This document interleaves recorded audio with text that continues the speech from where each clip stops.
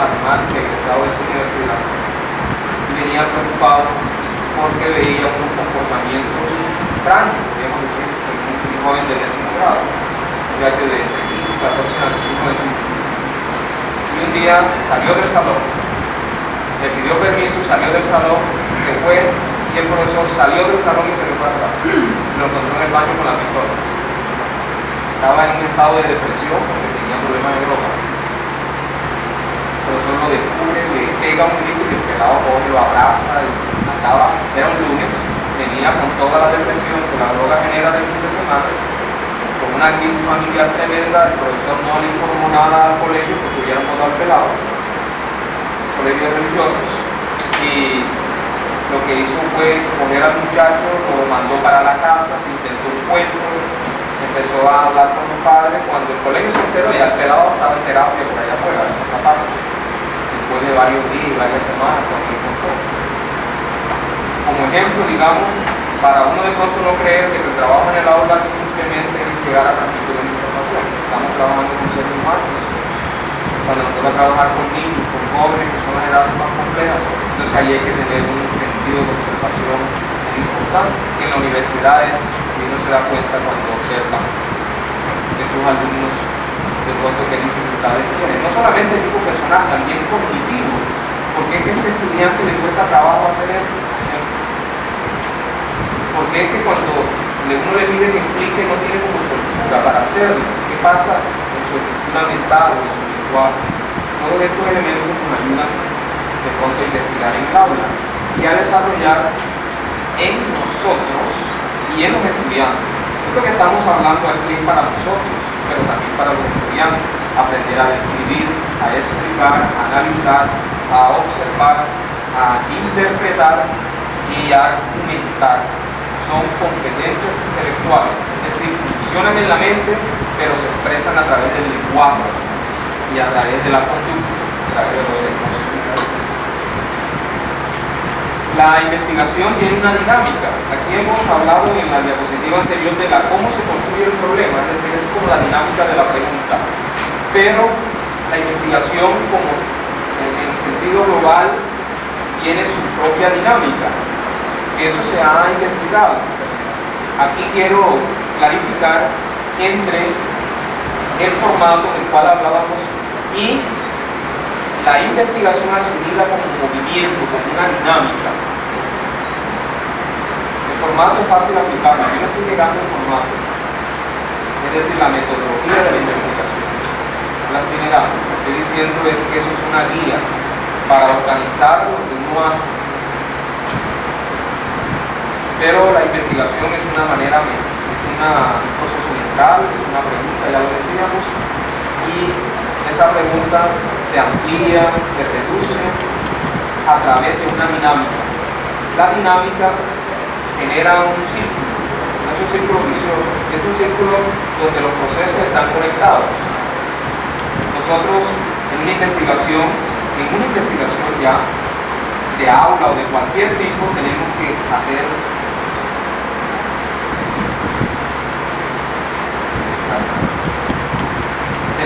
estudiar teorías. Si yo voy en el aula, por ejemplo, a estudiar cómo aprende o por qué determinados alumnos no aprenden bien, tengo que por eso estudiar la teoría del aprendizaje. Si no saben qué investigar, ya vio metodología de investigación, yo no sé qué, lo otro, no sabe qué investigar. Estoy poniendo un ejemplo, no estoy diciendo que todos sean así. Entonces, yo le digo, vaya al aula, vaya a un colegio, métase y traiga de allí lo que usted crea que le llama la atención. Y preciso se presentan los temas. Miren, resulta que la profesora explicando y eso que ni 5 de atención. Y bueno, ahí hay un problema de investigar qué pasa. ¿Por qué los jóvenes se distraen cuando la profesora habla? ¿Qué puede estar sucediendo? Tal cosa. Ahí empieza a construir con una hipótesis de salida. Que es el otro elemento, construir hipótesis. O sea, uno empieza a construir supuestos. La hipótesis entendida en este concepto que estamos planteando de investigación no es una mera formulación mecánica, la variable X y la variable Y, entonces si X tal cosa, Y tal cosa. Es decir, ese es un tipo de variable, de tipo experimental. Pero el concepto de variable en general es suponer, el de hipótesis, perdón. El concepto de hipótesis es suponer. Hay hipótesis cotidianas del mundo cotidiano y hay hipótesis científicas. Dependiendo del tipo de ciencia que se va a investigar, así son las hipótesis. Si es una investigación de tipo experimental, allí las hipótesis tienen su manera de construirse. En las ciencias sociales también hay una manera de construir las hipótesis. Pero lo que quiero señalar es que el concepto de hipótesis en general es una suposición. Desde las más elementales, como decir que está oscuro y va a llover. No debería decir mejor que es posible que llueva. Porque hay dos alternativas, que llueva o no. Pero uno se basa en supuesto y se adelanta al acontecimiento. Una hipótesis es un adelanto a los hechos. A partir de una experiencia que usted tuvo, a partir de conocimientos que ha adquirido, usted dice, si sucede esto, es probable que se dé lo otro. Podemos ir moviéndonos a otros puntos. Entonces el modelo que estamos planteando de investigación es un modelo circular. Es válido para cualquier tipo de investigación, ciencias naturales, ciencias sociales y obviamente para las investigaciones del aula. Una investigación de aula sencilla se puede convertir en una gran investigación, en un gran proyecto de investigación. De un problema de aula usted puede sacar y descubrir cosas, ¿por qué no? Aportarle a la ciencia. Textos que han sido estudiados, entre otras cosas. La Universidad Externado de Colombia tiene una maestría sobre textos escritos. Y lo que allí investigan es el textos. Ese es como el objetivo de la maestría, la Facultad de Educación de la Universidad Externado. Y han encontrado cantidades de errores científicos en los textos. Es más, que cometen errores por tratar de hacerlo accesible al niño, terminan los niños creyendo otra cosa. No estoy diciendo que los textos no se puedan usar. Lo que estoy diciendo es atarse exclusivamente al texto. Sobre todo en los niveles universitarios. En las universidades también se da, pero es menos frecuente. Una de las consignas de Fidel Castro cuando dirigió la Revolución Cubana, que era un joven universitario, era porque los profesores en la Universidad de La Habana, donde él estudiaba, se aparecían todos los años con unas hojas amarillas. Esa era una de las consignas de Fidel cuando dirigió la Revolución por allá en el 60 y pico. Pero en la universidad, más en el bachillerato, en la primaria se da la tendencia a repetir, porque ahí está el texto, porque todo está hecho, entonces el profesor no tiene más que coger el texto y a veces recitarlo en el salón, sacar las tareitas de ahí, ponerse a los estudiantes y termina el profesor empobrecido, intelectual y profesionalmente. Si se descuida, el texto se lo traga. Termina siendo un vendedor de libros de norma o editorial de cualquiera de esos.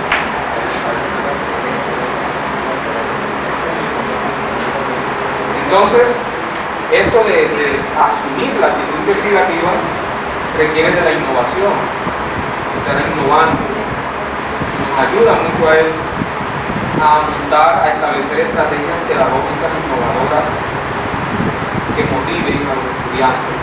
Estrategias de enseñanza, de aprendizaje, estrategias para evaluar las relaciones interpersonales, el clima de trabajo. Es decir, todo esto ayuda a mejorar la práctica docente cuando se asume una actitud investigativa. Es vulnerable, la sociedad cada vez más vulnerable porque hay más libertad. Y si la persona como individuo, como persona no tiene la fortaleza suficiente, la sociedad se lo lleva. Hay mucha vulnerabilidad. Hoy el joven es más vulnerable que en épocas anteriores porque hay más acceso a modelos, a comunicación, la televisión la tenemos metida en la casa. Por ahí entran muchos modelos. Yo no estoy contra la televisión, no estoy diciendo que entran modelos, que entran maneras de ver el mundo, que entran actitudes, que entran valores, y uno tiene que estar preparado, los jóvenes, para contrarrestar eso, no necesitar nada. La primera persona que termina siendo transformada por la investigación en el aula es el propio docente. La investigación de cualquier tipo tiene esa gran ventaja. La investigación ayuda a transformar.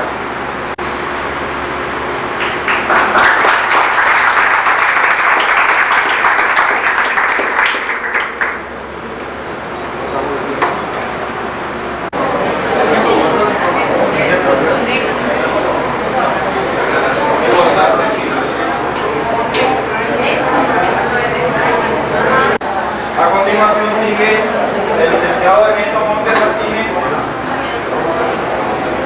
que nos va a dar una información, nos va a hacer un comentario sobre la importancia de la astronomía en escuelas y los grupos de aficionados. Luego continúa el doctor Roberto Figueroa Molina, doctor de Educación Comunicación y Enseñanza, y luego continúa el doctor Carlos Bucia Echeverría. Entonces, iniciamos entonces, o seguimos con el profesor Ernesto Montes Racines.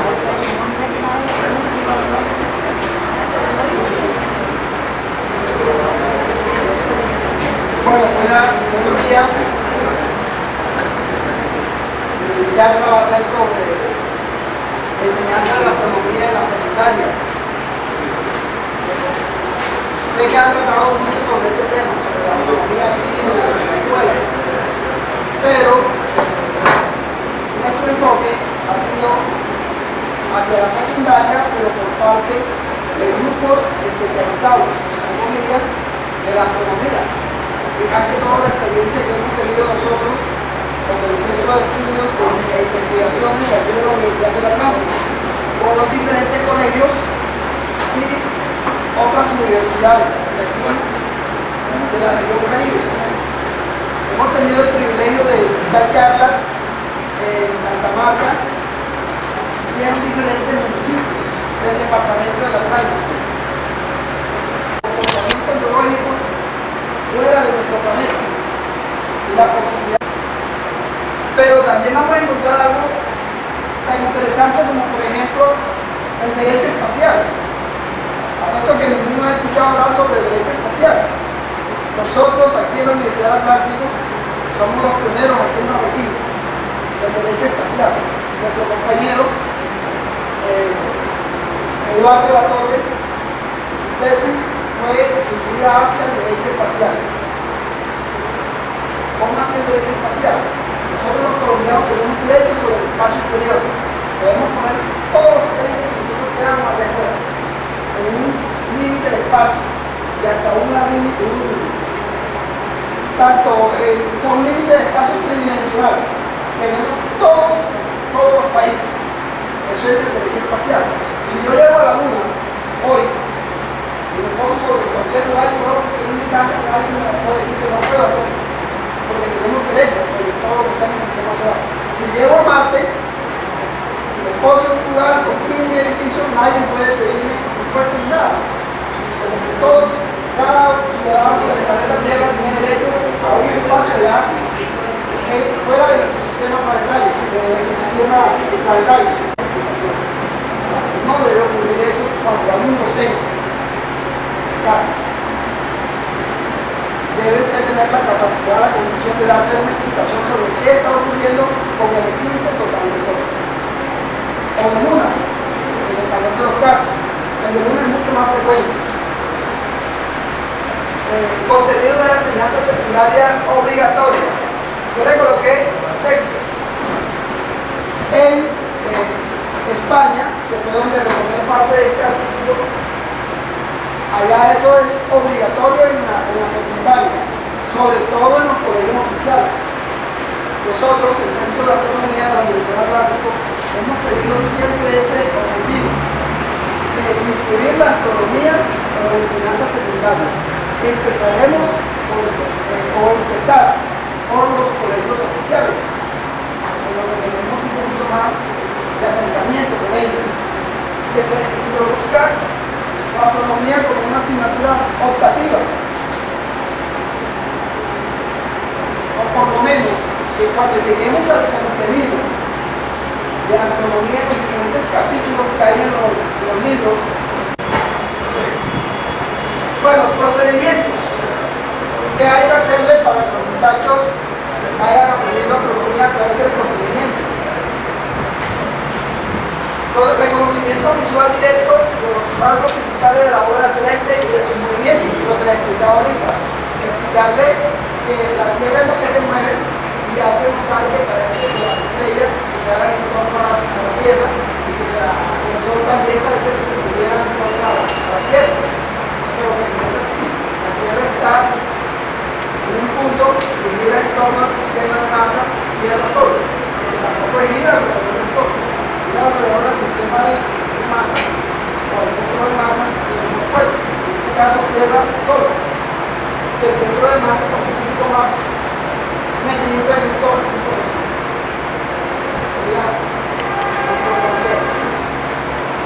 Orientación nocturna y una asignatura instrumental. Esto es un poquito más difícil porque uno puede estudiar en la noche las estrellas. Hay estrellas que únicamente se observan en determinada época del año. Entonces, si usted observa, por ejemplo, a Sirius, que está sobresaliendo a las 7 de la noche, usted puede decir, estamos en noviembre. A inicio de noviembre, 5 o 6 de noviembre, ya se ve a las 7 de la noche Sirius asomándose. En esta época, diciembre 23, es toda la situación de Orión saliendo a las 7 de la noche. Entonces eso es el tiempo que explicándole a los muchachos a medida que vamos pasando el tiempo. No es fácil, pero sí se les puede enseñar a los muchachos esto en varias clases. Algunos son de 18 días, algunos son más largos, que llevan hasta 40 días, otros se llevan 20, etc. Hay mucha diferencia entre los signos zodiacales, como lo observa la astrología, a como lo observa la astronomía. Una de las cámaras que he tomado es que los signos zodiacales que ustedes creen que deben ser, no es así como ustedes están viendo en la actualidad. Los signos zodiacales fueron creados hace más de 2000 años. Por lo tanto, eso ya ha tenido un cambio grande, no porque lo hayamos cambiado nosotros, sino porque los movimientos del universo son constantes. El universo no está quieto nunca, siempre está en movimiento. Hay un movimiento que se llama movimiento de precesión. La Tierra hace esto. Se bambolea como un trompo. Ese bamboleo produce cambios en las direcciones del eje de la Tierra y trae como consecuencia que el eje de la Tierra se señala a una estrella diferente en determinado sitio. Por ejemplo, cada 26.000 años la Tierra da una vuelta cada 26.000 años. O sea, cada 2.000 años se mueve casi 5 grados. En este momento ese eje señala hacia la estrella polar, la estrella del norte. Pero hace 2.000 años señalaba hacia una estrella llamada el Enano. Y no señalaba justo sobre esa estrella, sino en la isla. En este momento tampoco señala justo ahí, señala 1 grado de la estrella del norte. Y debido a ese efecto, a esa percepción astronómica, ve que Cristóbal Colón llegó hacia nosotros. Porque Cristóbal Colón pensaba que esa dirección estaba a 0 grados, que la estrella estaba a 0 grados. Vamos a ver que está a 1 grado. Y él iba a otro grado. Entonces, guió por la estrella 1 grado, no es nada, pero si usted lo proyecta, le da un espacio grandísimo. Uno para un lado y otro acá. No quería, se preocupó con nosotros. Pero Cristóbal Colón no venía para acá en ningún momento, ni sabía de la existencia de esta Tierra. Pero el error fue astronómico, seguidor de una estrella que no estaba justo en 0 grados. La estrella solamente de astronomía todos los sábados, a grupos especializados, ya sean estudiantes de matemática, estudiantes de secundaria, etc. Estudiantes universitarios, por ahí creo que el profesor Leonardo que le dio una propaganda de Agua, de estudios de investigación ambiental de la universidad, que le ofrece todos los servicios de charla, de conferencia, etc. ¿Tienen alguna pregunta para mí sobre lo que hemos visto? Pues, el profesor Leonardo también tiene una copia sobre los signos zodiacales. O sea, ¿cuál es su verdadero signo zodiacal? ¿Qué lo tiene ahí?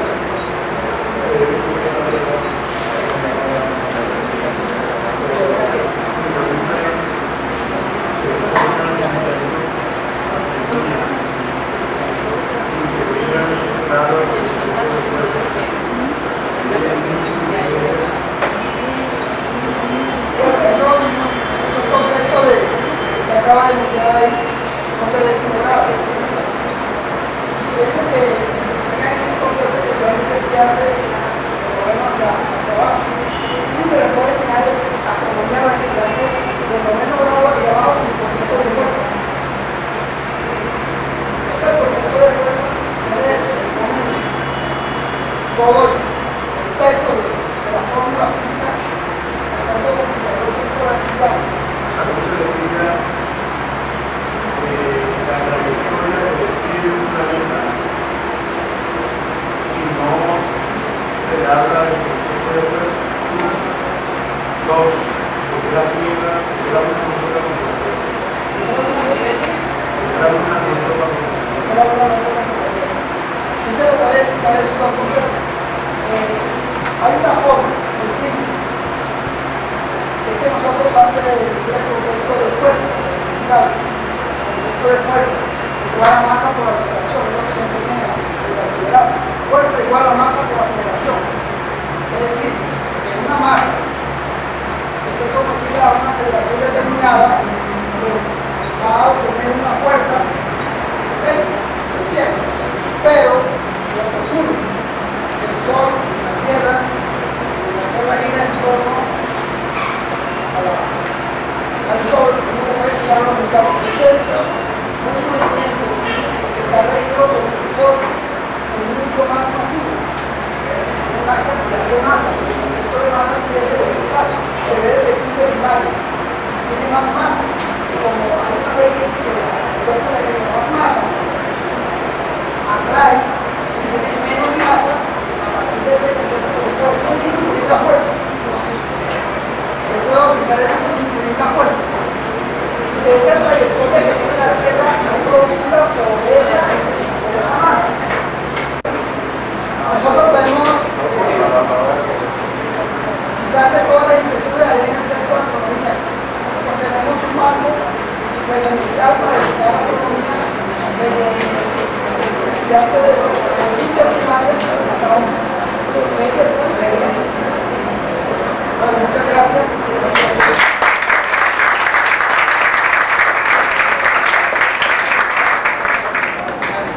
Y esto va a manera de un comentario. La cuestión de la enseñanza de la astronomía hay que prestarle bastante atención. Sobre todo nosotros los profesores del área de ciencias naturales, porque ha tomado fuerza y ha vuelto costumbre en los últimos años que la parte de la enseñanza de aspectos de la astronomía se delegue a profesores del área de ciencias sociales. Yo creo que como profesores de ciencias naturales, si somos visionarios de la responsabilidad que nos compete en términos laborales incluso, tenemos que ser celosos en ser protagonistas en el cuento este de la enseñanza de la astronomía. Más cuando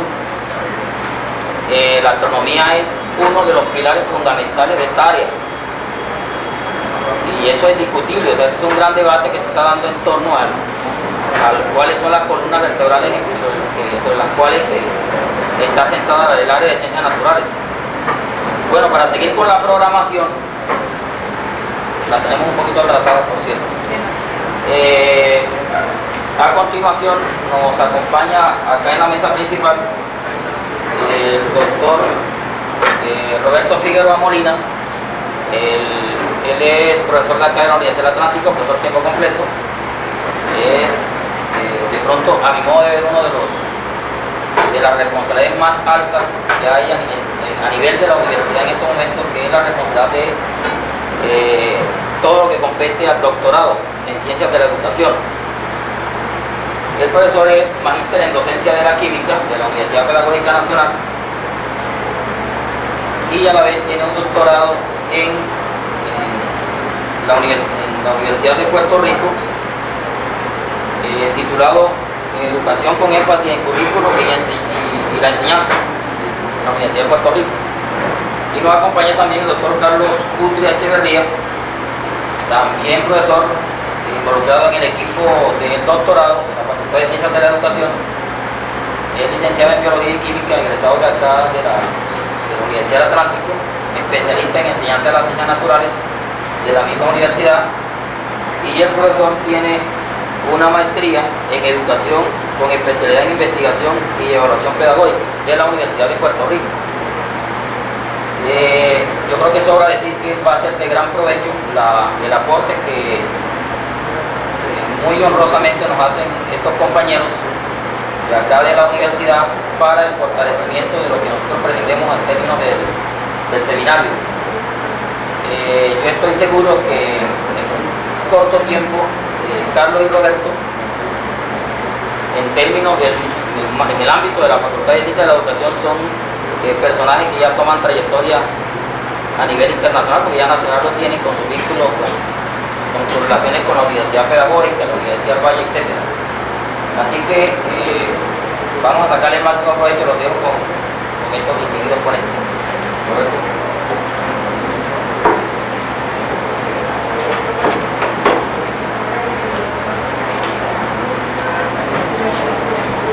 Muy buenos días.